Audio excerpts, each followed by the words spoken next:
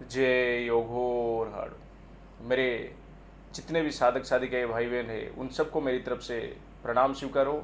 मैं तांत्रिक साईदास फिर से आप सबके सम्मुख प्रस्तुत कर रहा हूँ मेरे शिष्यों की। मेरा एक नया शिष्य है, उसका अनुभव है। कोई पुराना शिष्य नहीं है, नया ही मुझसे दीक्षा लिया है कुछ दिन पहले। उन शिष्य का मनोबल बढ़ाने के लिए मैं ये अनुभव प्रस्तुत कर रहा हूँ। तो उससे पहले कुछ बातें आप सबके सम्मुख इसीलिए प्रस्तुत करना चाहता हूँ ताकि आपकी ज्ञान में थोड़ा सा वृद्धि हो। मैं यहाँ गुरु शब्द की अर्थ बता के आपकी समय नष्ट नहीं करूँगा, क्योंकि वो हर किसी को पता है। लेकिन गुरु की महिमा वो हर किसी को नहीं पता है, उस बारे में थोड़ा सा वर्णन करूँगा मैं। तंत्र क्षेत्र एक ऐसा क्षेत्र है, उसमें गुरु का होना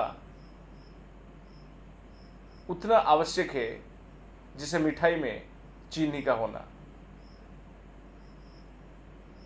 वैसे ही बात है, कोई भी साधक आजकल के समय में, खास तौर पे कलयुग में, बिना एक सिद्ध गुरु के, बिना मार्गदर्शन लिए ना के बराबर सिद्धि कर पाता है।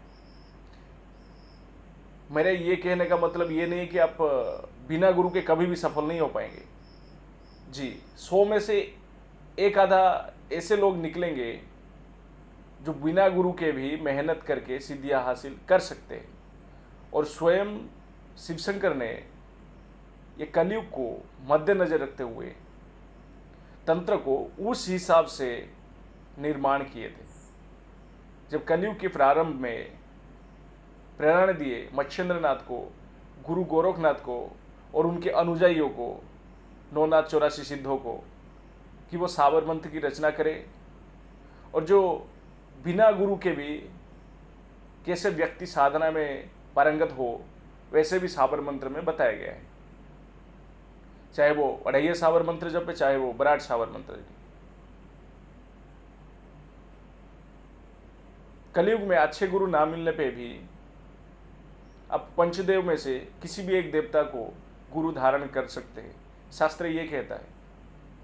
शास्त्र ये भी कहता है कि अगर किसी पुस्तक के ऊपर पूर्णतः विश्वास है, भरोसा है कि उसमें लिखा गया हर वो वाक्य, हर वो मंत्र, हर वो शब्द सत्य है, तो आप उस पुस्तक को भी गुरु रूप में धारण करके साधना में आगे बढ़ सकते हैं। खास तौर पे ये कलयुग में ये असंभव है किसी पुस्तक को, क्योंकि ये पुस्तक जो है आजकल के समय जो लोग लिख रहे हैं वो पूर्णतया सिद्ध मंत्र या सिद्ध शब्दों या सिद्ध वाक्यों से परिपूर्ण नहीं है, अधूरा है।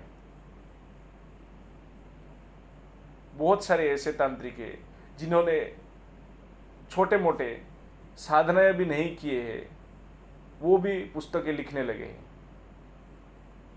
मेरा कहने का मतलब उनको तंज कसना नहीं है। लोगों की राह अब तभी दिखाना चाहिए जब आप राह पे खुद चल के आए हो। जिसने कभी चला ही नहीं है उस राह पे, बस किस्से कहानी और किसी तांत्रिकों से मिलके थोड़ा बहुत ज्ञान लेके अगर किताब लिखना शुरू कर दे तो वो सही नहीं है।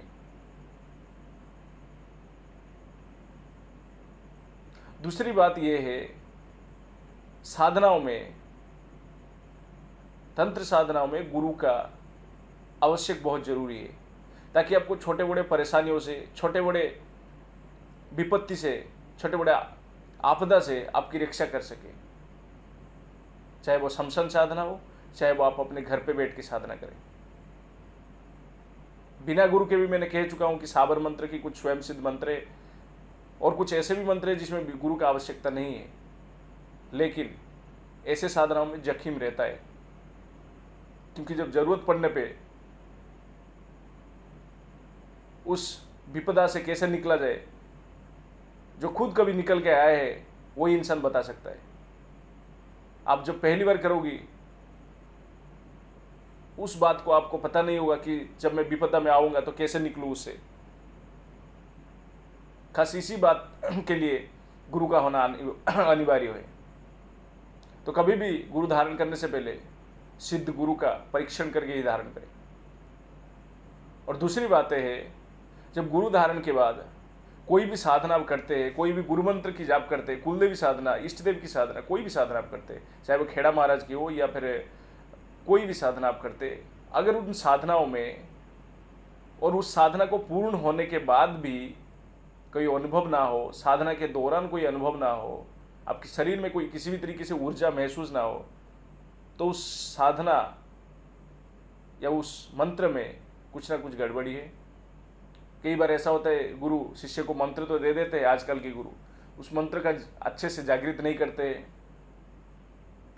अच्छे से उस मंत्र का विधि विधान बताते नहीं है, क्योंकि उनको खुद को पता नहीं है। वो अगर कई किताब से उठाएंगे विधि विधान तो उनको तो पूर्णतः पता ही नहीं है, किताब में जो लिखा है वही आपको भी बताएंगे। ठीक, खुद जिसने कभी साधना किया है, खुद जिसने कभी शमशान में बैठ के साधनारत हुआ है, खुद जिसने कभी शक्तियों को करीब से महसूस किया है, वही इंसान को ही अब गुरु चुने। और इस बात को कैसे पुष्टि करे कि वो इंसान जिसके आप बारे में बातचीत करते हैं वही इंसान वो है? गुरु की आभा से, गुरु की बातों से पता चलता है। जो उनकी ज्ञान है वो किताबी है या खुद का परिश्रम से अर्जित किया गया ज्ञान है।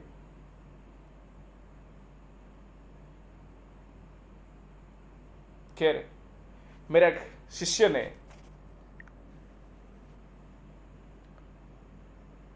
जिनको कुछ ही दिन पहले मैंने गुरु दीक्षा दिया था, ये है शिष्य मोहन बोल के। उसके बाद उन्होंने जैसे जैसे मैंने बताया गुरु मंत्र की जाप किए। मैंने कहा था कि मुझसे गुरु दीक्षा लेने का इतना इतना फीस है, क्योंकि हम 11,000 गुरु दक्षिणा तो लेते हैं, लेकिन वो भी जिंदगी भर में एक ही बार लेते हैं। और आपको जितना साधना, आपकी जो जो इच्छा पूर्ति कराना है, आप उसी में ही करा सकते हैं। ठीक, हाँ, इसका मतलब नहीं है कि 11,000 देके जिंदगी भर सिर्फ सामग्री, साधना, मंत्र जाप, विधि विधान सब कुछ फ्री में दिया जाएगा। आपको जिंदगी में कभी भी जरूरत पड़े हम आपके साथ खड़ा रहेंगे, आपको सिखाएंगे शुरुआती से लेके आखिर तक। दोबारा कभी फीस नहीं लिया जाएगी। लेकिन हाँ, कभी दूसरा सामग्री मंगवाते हैं, कुछ और सामान सामग्री हमसे खरीदते हैं, उसके लिए दक्षिणा राशि देना पड़ेगा। लेकिन कभी मंत्र या यंत्र या तंत्र आदि सिद्ध कराने का तरीका या सिद्धि करने का या सीखने का, कुछ भी किसी भी तरीके से तंत्र सीखना चाहते हैं, उसका कोई दक्षिणा राशि नहीं लिया जाता है। ये बात इसमें ही लिखा है बस। खैर, इन्होंने दीक्षा लिए।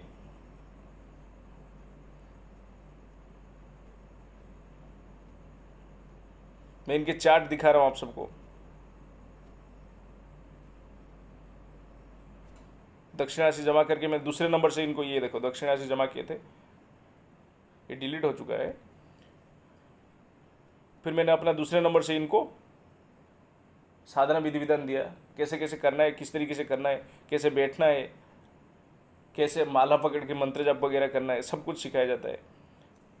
फिर इन्होंने ये सब डिलीट हो गया शायद, ये कैसे कैसे उनने पूजा कैसे किए वो फोटो भेजे थे।